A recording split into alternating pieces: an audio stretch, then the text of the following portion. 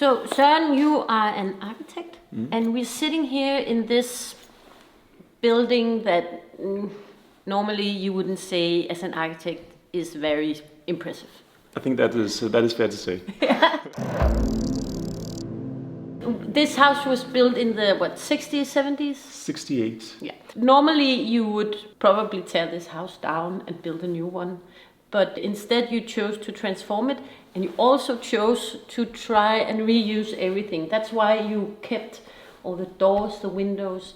What are your plans with this place?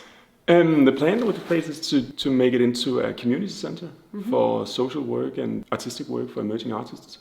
And then we try to work with a high degree of transparency. We really want to expose it all, and we want to see how many elements of the existing structure that's already here that we can reuse in the building phase. And why do you want to reuse all the elements?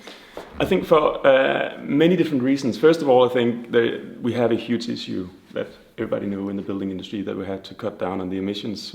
But I also think that we need to face a new aesthetic approach, because we can't get there with the same issues that brought us to where we are right now.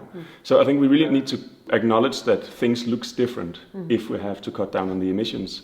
And one way to do that, and one way to do it pedagogical, is, I think, to transform a place like this where you really use the existing elements so people can see what happened.